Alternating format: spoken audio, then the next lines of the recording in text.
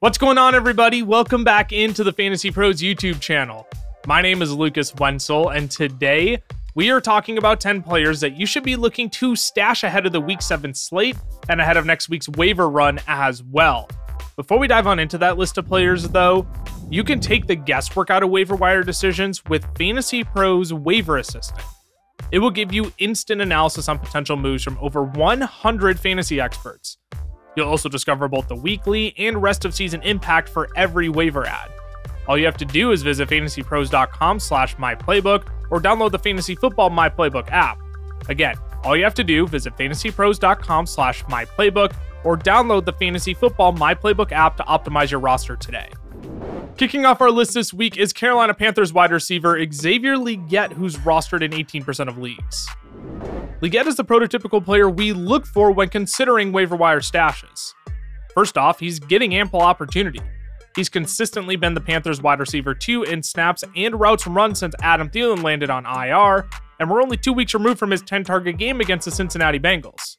Second, he's had a nose for the end zone. Legette had to leave Week 5's game against the Bears early due to a shoulder injury. He ended up being just fine, suited up in Week 6, and found the end zone once again. The Panthers can't stop anyone on defense right now, and they draw another struggling defense in the Washington Commanders in Week 7.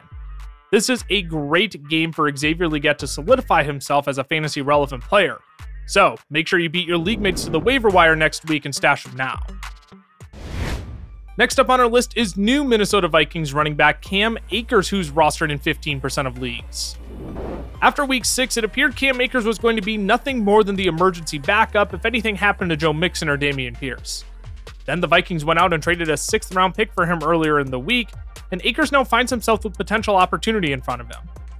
Aaron Jones is still iffy for Week 7, with Kevin O'Connell saying, quote, he hopefully has a chance to play on Sunday. The combo of this trade and Kevin O'Connell's remarks doesn't exactly spark optimism for Aaron Jones to be a go. Cam Akers is already familiar with Kevin O'Connell's system after their time together with the Rams, and Akers' brief stint with the Vikings last year. He could potentially be involved in a 50-50 split with Ty Chandler against the Lions on Sunday, who did just lose Aiden Hutchinson, and could even overtake Chandler as the running back 2 going forward.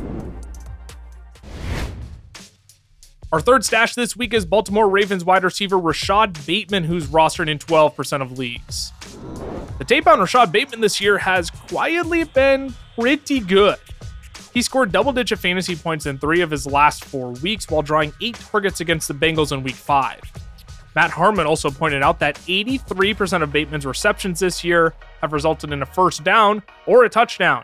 Bateman is helping his team move towards scoring position and has put it in the end zone twice for them this year. Now he gets a phenomenal matchup with the Tampa Bay Buccaneers that could be an all-out air raid. Both of these teams are strong against the run, and both teams bleed yardage and fantasy points to wideouts this year.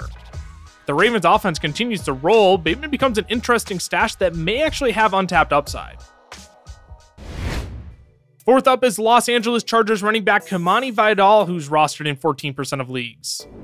The Twitter hive was going nuts over Kimani Vidal's season debut on Sunday, where he finished as the running back 21 on the week with 13.1 fantasy points. I do want to point out, though, that Vidal only racked up 11 yards on 4 carries, and 38 of his 40 receiving yards came on 1 touchdown catch. While context does matter here, it's also apparent that, you know what, Kimani Vidal can play. As long as Gus Edwards is out, he's going to be the change of pace back for J.K. Dobbins on an offense that wants to run the daylights out of the football. The Chargers draw a favorable running back matchup with the Cardinals this week, and if Vidal is given more opportunity, this is a great spot for him to take advantage. Not only is Vidal a solid handcuff, he may even have some standalone value after Week 7. Another rookie running back to consider stashing is Jaylen Wright of the Miami Dolphins, who's rostered in 9% of leagues. Devon Achane was knocked out of the game early in the team's Week 5 win over the Patriots with a concussion, and Jaylen Wright stepped in to play a very solid role. He was given 13 rush attempts and averaged 6.6 yards per carry to gain 86 yards on the afternoon. Now, will Devon Achane be back in Week 7? Potentially. As of this recording, Mike McDaniel had said he's making good progress through concussion protocol, and they're optimistic about his availability. That all being said, we know how fragile this backfield is. All it takes is for Achane or Mostert to take one wrong hit, and we're looking at a fantasy-relevant role for Jaylen Wright. If you have the extra roster spot and can afford to stash a third-string running back until he's given more opportunity, then Wright is a prime candidate to add to your squad. Our third straight rookie running back stash is Isaac Guerendo of the San Francisco 49ers, who's rostered in 24% of leagues. Guerendo saw a spike in rostership in the latter half of this week, but if he's still available in your league, he needs to be stashed. Jordan Mason has been seen at practice this week and as of this recording, and hasn't been declared whether he'll suit up against the Chiefs or not. Frankly, I'm stashing Guerendo either way because the guy clearly has juice. The rookie out of Louisville filled in nicely for Jordan Mason last Thursday, averaging 9.9 yards per carry on 10 totes for 99 yards. If Mason sits out on Sunday, you have a running back that immediately launches himself into the running back 2 conversation. But even if he doesn't, Guerendo is only a re-injury away from becoming the hottest waiver wire ad before the team's Week 8 matchup with the Cowboys. I also wouldn't be surprised to see Guerendo relieve a few more touches from Jordan Mason going forward. So stash Guerendo now if you do have the roster space. Our tight end stash of the week is Ja'Tavion Sanders of the Carolina Panthers, who's rostered in 1% of leagues. The Panthers' tight end room has been pretty banged up, with Tommy Tremble absent in Week 6 due to a concussion, and Ian Thomas returning from a calf injury. Volume has fallen Ja'Tavion Sanders' way during that stretch, though, seeing 5 and 7 targets over the last 2 weeks.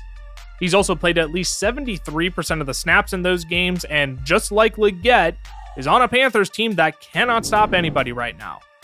If the tide is turning in Sanders' direction to take over as the tight end 1 for this team, color me interested. This team will continue throwing plenty and is in dire need of pass catchers not named Deontay Johnson. You could definitely do worse than Sanders, and if you need a tight end stash, he's your guy ahead of Week 7.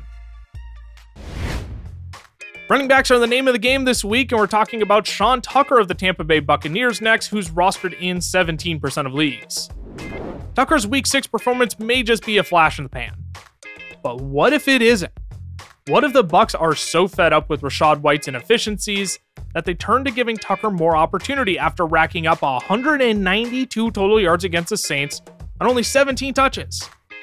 I don't think that's an implausible outcome after Week 6.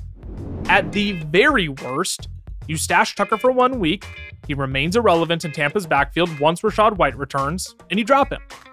But what if? What if he carves out more of a role in this backfield? What if he becomes the home run hitter this Buccaneers backfield desperately needs? If you have the space for Tucker, it's worth a speculative stash after finishing as the running back 1 overall against the Saints last week.